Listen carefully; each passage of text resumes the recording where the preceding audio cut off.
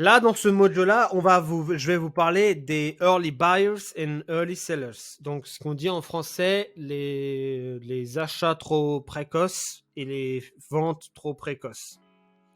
Et ça, pareil, c'est ce qui me permet, moi, de temporiser légèrement un peu plus pour laisser les gens rentrer dans cette erreur-là et pour que moi, je puisse rentrer. Moi, je vais montrer un truc sur OBZ. Il y a une raison du pourquoi je suis rentré ici et pourquoi j'ai dit à mes étudiants que ça, pour moi, c'était un early buyers et je le sentais que c'était un early buyers. Et au final, c'était le cas parce que regardez, on est descendu bien plus bas que ça. Et là, après, je suis rentré et là, j'ai eu un meilleur trade. C'est parce que vous devez essayer de comprendre que nous, on est des petits bébés dans le monde du trading, d'accord? Et que là, c'est banque versus banque. Donc, c'est peut-être une petite banque de merde, par exemple, je sais pas moi, BNP Paribas, comparé à genre versus BlackRock. Okay, on sait très bien que BlackRock va gagner. Et donc, du coup, vous devez essayer de comprendre qu'il y a certaines banques qui, eux, achètent ici et d'autres banques qui achètent ici et du coup se font liquider avec cette jambe-là par BlackRock, disons. Et ensuite, BlackRock et Vanguard décident, eux, d'acheter là et le vrai move commence à partir de là. Donc, c'est banque versus banque et non pas nous versus nous, ce que beaucoup de gens, pour un point de marketing, essaient de vous vendre comme pour vendre des formations. Donc, il y a des fois où vous allez commencer à voir des cassures de structure qui se font à des endroits dont lesquels les traders vont commencer à se dire « Oh, regardez ici, boum, cassure de structure. » Cassure de structure, là on va à la hausse. Alors, moi, étant donné que je fais mes analyses en daily et en weekly, bah, moi je sais qu'il y a encore tout ça comme une balance à les combler. Donc pour moi, acheter maintenant, et ça fait pas sens avec ma logique à moi, de comment je trade.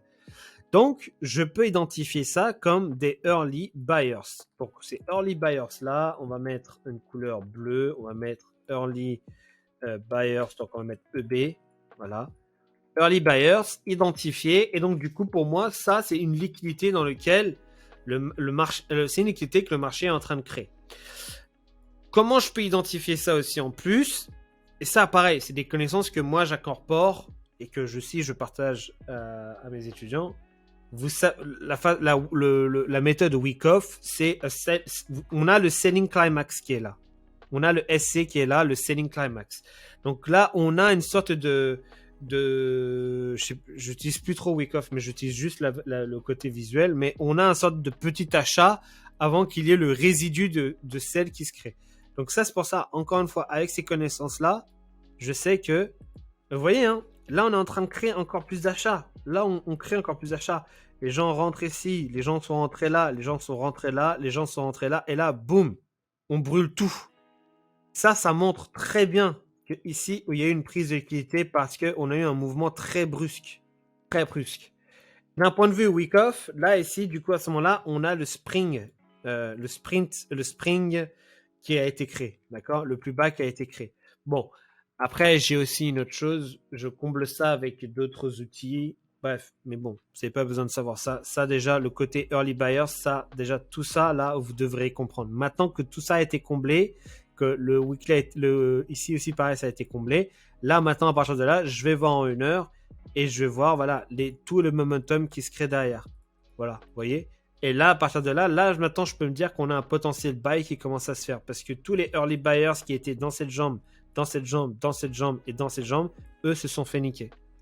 Et ça va vous permettre aussi de vraiment vous éviter plein d'erreurs. Alors, peut-être que vous allez trader beaucoup moins, mais ça va être beaucoup plus qualitatif. Peut-être que vous allez essayer des trades passés et que vous allez vous poser des questions, et que vous allez être saoulé, etc. Et vous allez vous dire, mais putain, pourquoi j'ai regardé la vidéo de ce mec? Mais je vous conjure que ça va vous faire plus de bien que de mal. Vraiment. Parce que ces early buyers sont partout. Ouais, pardon. Ces early buyers là sont partout. On peut regarder, on peut faire un petit tour là-dedans si vous voulez. Regardez, on va faire un petit tour là-dedans, vous allez voir. Moi, je vous ai dit, pour rester cohérent dans tout ce que je dis, je ne vais pas plus de 1 heure. Donc là, on va aller en 1 heure. Donc là, c'est des sellers du coup. Early sellers. Donc là, ici, ah voilà, parfait. Vous voyez là, ici, là. Ici, il y a des gens qui sont rentrés en sell. Je vous le dis, ici, il y a des gens qui sont rentrés en sell. Bearish, early sellers. Ils ont dû mettre leur stop loss au-dessus de la structure ici, vendre et targeter en dessous. Là, c'est pareil. Là, on a des early sellers qui se sont mis ici. Pourquoi? Parce que très certainement, il devait y avoir un truc à notre gauche, là, pour expliquer pour eux que, voilà, il est temps de vouloir sell. Sauf que moi, encore une fois, je sais que le marché ne va pas se faire d'un coup comme ça. Il y a potentiellement quelque chose plus haut qui va être plus intéressant à vouloir aller chercher. Donc, on va aller en 4 heures. On va essayer de voir tous ensemble ce qui pourrait être au-dessus de ça pour aller pour qu'on puisse aller chercher. Non, on va aller en daily, je suis con. Et donc là, du coup, en daily, au-dessus de ça, il y a ça. Là, il y a une tige. Donc, du coup, on arrête dans... Ah, mais c'est le fameux weekly. Ouais, c'est ça, en fait. Donc, c'est ça. Donc, c'est ça. Là, ici. Tac. Donc, ça, c'est la zone d'imbalance. Je crois que je dis imbalance, ça me fait penser à Timberlake, le chanteur. Voilà. Donc, on a 2 étapes. Donc, on repart en 1 heure. Donc, là, on a comblé l'imbalance. On commence à vouloir sell. Ok. Maintenant, je vais aller voir ici. Qu'est-ce qui s'est passé? Ok. Oh, là, il y a un BPR. Un BPR qui se trouve entre là et là. Il y a un BPR qui se trouve entre là et là et un order block qui se trouve au-dessus.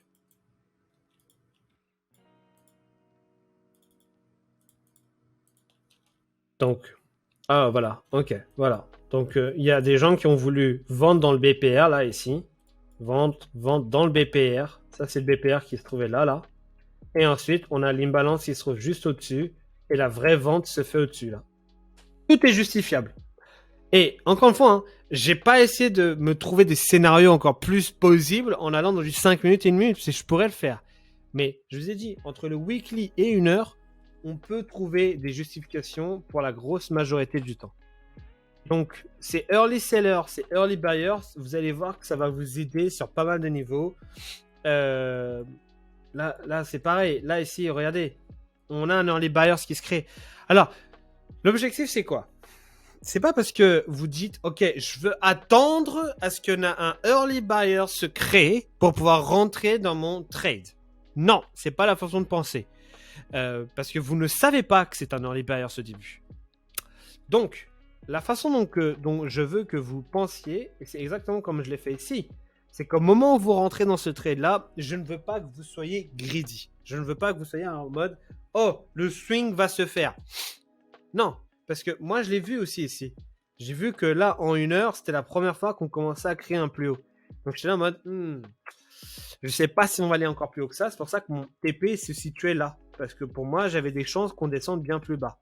Vous voyez? Donc, ce que je veux dire par là, c'est que quand vous rentrez dans un trade, au contraire, rentrez dans le early buyers, soyez conscient que c'est un early buyers, et donc du coup, prenez vos profits en fonction.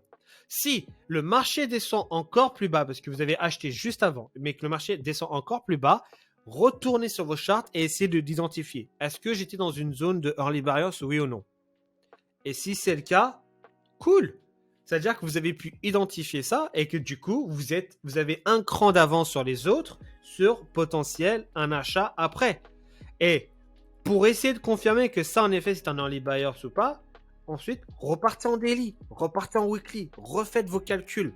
Et là, si vous voyez qu'au final, ouais, il y a encore plus de liquidité en bas, il y a encore plus d'imbalance en bas, il y a un order block daily ou weekly en bas, et donc du coup, putain, je suis rentré un peu plus tôt parce qu'il y avait en fait une opportunité en bas qui était plus importante.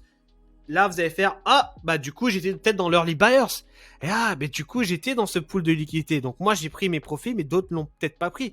Et là, boum, vous comprenez qu'à ce moment-là, il y a eu une prise de liquidité dans le passé qui a été faite. Et donc, du coup, potentiellement, vous pouvez rebounce, vous pouvez ressauter, vous pouvez vous remettre dans une position, vous pouvez vous remettre bien en reprenant un buy juste après. Moi, là, potentiellement, je suis peut-être encore dans un early buyer.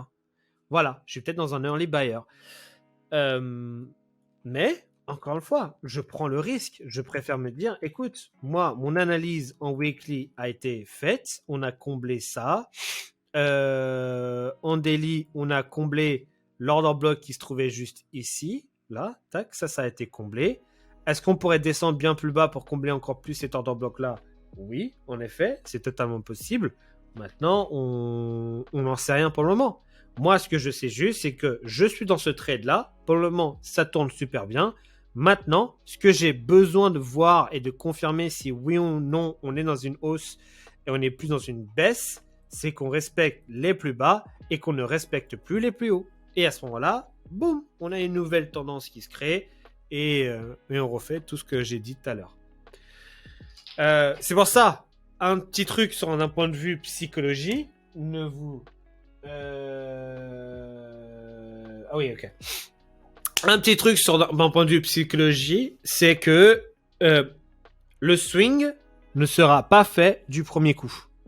Mais plusieurs fois, vous allez essayer de rentrer et plusieurs fois, bah, ça va peut-être pas marcher. Et après, petit à petit, ça va commencer à se faire parce que vous allez commencer à comprendre que le swing ne s'est pas fait à ce moment-là, mais c'est fait le jour d'après parce que prise de liquidité et ainsi de suite. C'est comme quand vous scalpez, bah, de temps en temps, vous rentrez vous rentrez trop tôt dans votre scalp et donc du coup, vous re-rentrez après. C'est la même chose dans le day trading, c'est la même chose dans le swing. Voilà. Pour le swing, pareil, en termes de stop loss, si vous commencez à incorporer, si vous commencez à apprendre ce que je vous ai dit dans cette vidéo, dans cette très longue vidéo, et que vous incorporez tout ça, ne faites pas des RR de dingue comme moi j'ai l'habitude de faire. Commencez avec du RR de 1-1, 1-2, 1-3.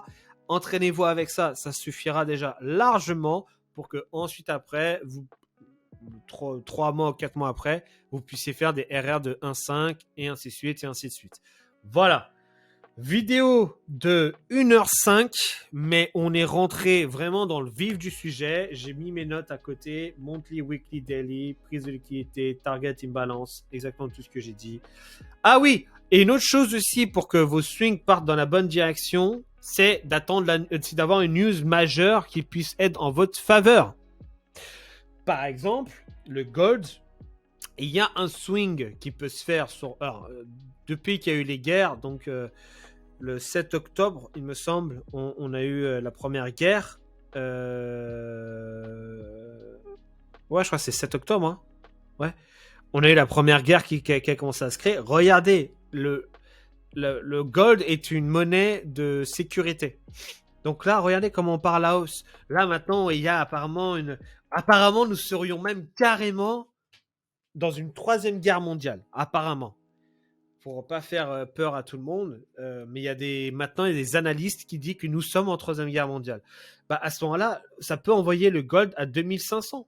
Voilà, je pèse les mots, hein, mais 2500. Moi, j'ai mis 2200 comme target perso en swing. Mais 2500, c'est totalement faisable si le monde entier, le monde part en couille. Donc, même si là, il y a des opportunités de sell et que ça peut se sell encore plus bas, ça peut se sell, peut-être pas à ce niveau-là, mais ça peut descendre un peu plus bas d'un point de vue daily. Tu vois, là, on a encore l'imbalance ici à aller combler. Je serais pas étonné que, tu vois, ici, on puisse combler l'imbalance qui est là, tu vois. Et après, repartir à la hausse. Mais ça, en termes de swing, vous devez avoir une news en votre faveur aussi. Ça va vous aider. Par exemple, sur Euro-USD, les news qui peuvent vous aider, que ce soit pour un buy ou pour un long, c'est les taux d'intérêt. C'est Biden, Trump. Voilà, essentiellement. Gold, c'est les risques c'est le risque mondial, en fait, simplement. Moi qui traite JJ, la news qui, moi, parce que là, JJ, nous sommes à la hausse depuis plusieurs mois. Voilà, on est en hausse depuis... je vais peut-être prendre une charte un peu plus clean, mais on est à la hausse depuis plusieurs mois, vous voyez. Bah, c'est pas parce que le pound est fort, c'est juste parce que le yen est super merdique, en fait. Il n'y a pas de politique monétaire. Donc, au moment où une politique monétaire va se créer pour le yen, regardez comment le yen se casse la gueule depuis 2021 et continue de se casser la gueule. Au moment où il va y avoir une politique monétaire à propos du yen, à ce moment-là, JJ short, swing. Et Dieu sait qu'il y a de l'imbalance à les combler. Oh my gosh. Il y a une imbalance qui est ici, il y a une imbalance qui est là. Et là, putain, je suis en monthly, donc on va aller en weekly. Ah, weekly, il y en a un peu moins quand même. Il y en a un peu moins. Il y en a un peu moins. Mais celui-là, déjà, ça serait un beau target. Imaginons qu'on... Ouais, c'est 1200 pips quand même. Donc ça, c'est quand même... Tu vois. Et ça, pour moi, ça, c'était un early sellers. Il y avait beaucoup de personnes étaient en sell déjà ici. Beaucoup de personnes étaient en sell. Donc pour moi, tu vois, ça, c'est déjà un early sellers. Donc là, ce qui est intéressant pour moi, pour le moment, c'est que, vous voyez, là, on a pris le plus haut. Je veux voir comment cette semaine va se fermer. Mais même le corps de bougie est en train de fermer plus bas. Donc j'ai l'impression que c'est une belle prise de liquidité. Ce que j'aime pas, moi, c'est qu'on n'a pas eu une prise de liquidité franche et un rejet franc. Donc j'ai plus l'impression qu'on peut encore aller un peu plus haut avant de descendre bien plus bas. Mais regardez, là, pareil. On a l'imbalance là. On a l'imbalance ici. Attends, avant même que j'enlève ça et que j'enlève l'envie. Regardez, là, ça, c'est des opportunités de buy là-dedans qu'on a pour le moment. Des opportunités de buy là-dedans. Parce qu'on n'a pas encore ce momentum à la baisse qu'on veut voir. Voilà. J'espère que cette vidéo va vous aider. N'hésitez pas vraiment à liker, à partager ça avec vos amis. Encore une fois, les amis, nous sommes bientôt à 1000 abonnés. Ce milestone commence à être un peu dur à dépasser, mais j'espère que ça va vous aider. En tout cas, ouais, cette vidéo pour moi est remplie de pépites. Désolé si elle dure un peu plus longue. Si elle est un peu plus longue. Moi, en tout cas, j'ai kiffé. Je mettrai un peu plus de contenu après sur ma chaîne Telegram ce week-end pour que vous puissiez apprendre encore et encore et encore. Voilà. Prenez soin de vous et je vous dis à la prochaine.